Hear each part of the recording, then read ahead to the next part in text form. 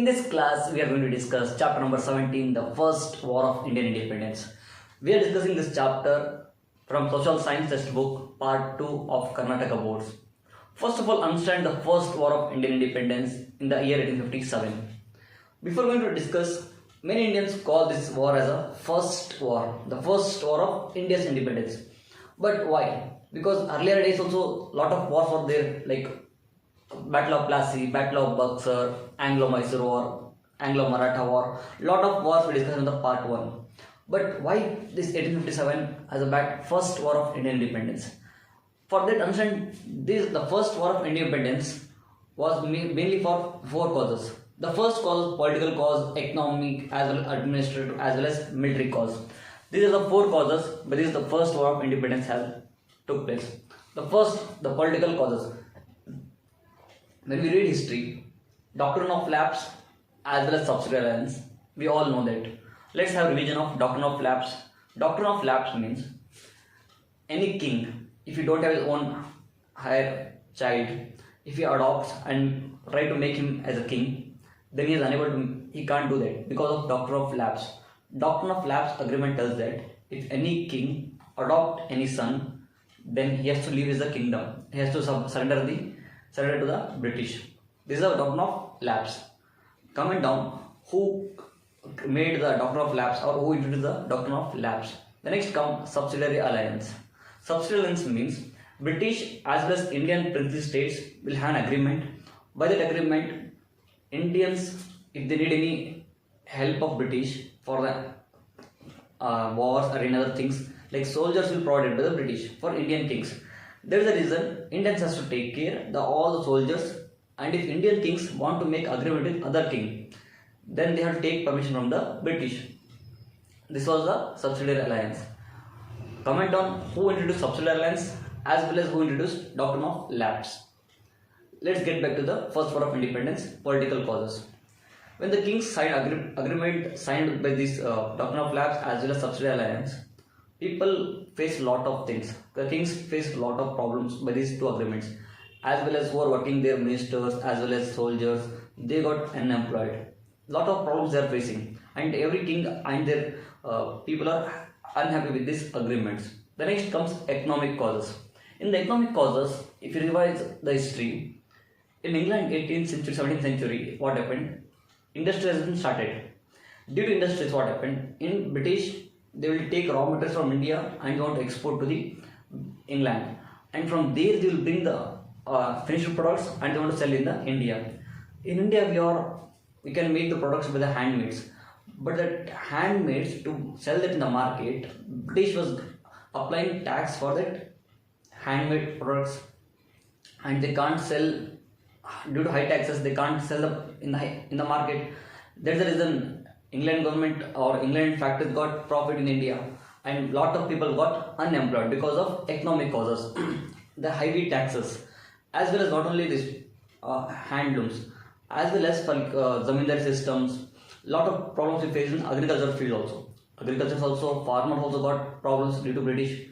The next comes administrative system. In the administrative system, like civil court as well as criminal court was created. In the courts, British brought English language, which many Indians don't know the English language. As well as what British did, they want to favor the British people. They don't want to favor the Indians. There is no equality in the courts. Like now we have. Earlier days, there was no equality and they want to favor the British, as in the rules and regulations, the courts have been changed in the court. That's the reason many Indians are unhappy because of this administrative causes. The fourth comes military causes. The lowest salary, the lowest status, the lowest opportunity for Indians, the highest status, the highest opportunity, the highest salary for British. This was the justice what British was giving for Indians.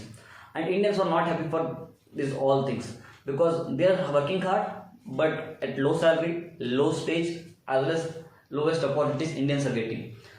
If you consider this all causes, main 4 causes, you can see that kings were unhappy by the British, as well as farmers are unhappy, as well as Indian merchants are unhappy, as well as soldiers are unhappy.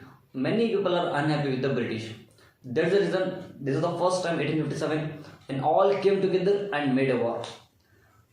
as well as let's revise you what happened in 1857, what situation triggered all over India that they thought to make a war against the British. In the 1857, what happened? British introduced a new guns called as Royal Enfield. To that, cartridges were there. That cartridges has to be removed by the teeth. They are removed by the teeth. And a rumor was spread all over the world, India, that these cartridges were made up of cow fat as well as pig fat. We all know cow is sacred to the Hindus as well as Muslims will never touch the pigs. And these two rumors, what they did, they created unity in Indian soldiers and they denied these cartridges. They told we will not use these cartridges, but British told you have to use, and British forced a person called as Mangal Pandey. No, Mangal Pandey, you have to use that cartridges. To use that cartridges, they had to remove by the teeth.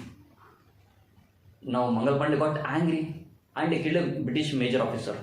When he killed British major officer, later he was captured and was hanged to the death.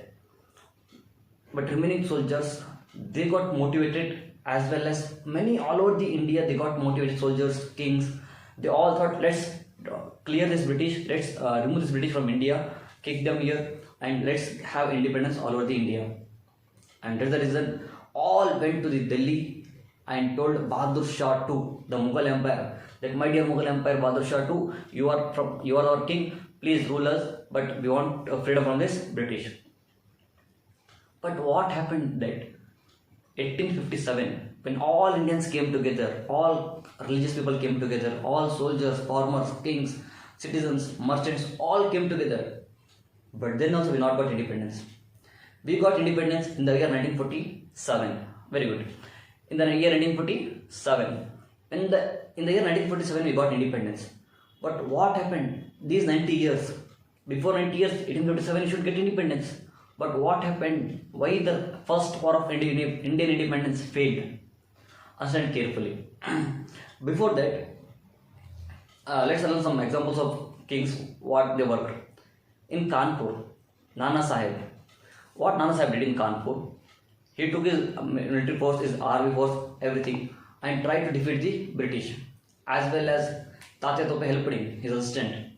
In Jhansi, Rani Lakshmibai, she also tried to defeat the British. Tatya Tope helped here also. But all were defeated by the British. But why? What are the causes? Understand the causes carefully. The first cause was no proper planning was there.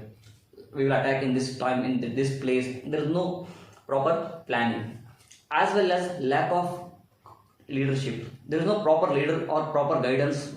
As well as no proper planning, no proper modernized weapons. As well as there is no proper system. They were motivated, they tried to make a war and they want to free India from the British, but there is no proper planning. That's the reason. Plan your exam so that you can crack easily, or you will be hurry-burry. You can take the message from this 1857 war: proper planning, proper guidance, proper unity. So for your exams, properly plan for your exam so that you can crack easily your exam out. Get back to the syllabus. In this learning, as we discussed, these are the causes which was the failure for the 1857 or the first war of India's independence. Now, what are the effects of Indian independence? The first war of India's independence, what are the effects? As the effects you can discuss, the East India Company has been abolished by the 1858. What she declared from England, will abolish the 1857, we will abolish the East India Company, will create direct control of England government to the India. As well as equality has been given. England government told that from today onwards, we will not interfere in the Sati system or any other religious matter, we will not support. Because earlier days, we see the Sati system as well, a lot of things we can see. Government told we will not interfere in any religious matters. As well as equality will be there. As well as the expansion plan, what was the expansion plan of East India Company, will avoid all plans and will give equality for everyone. This is the first chapter of First War of Indian Independence. Hope you like this video. Hope you got some knowledge. Like the channel, like the video. You can get the other videos in the channel. Subscribe to the channel and share with your friends. Thank you.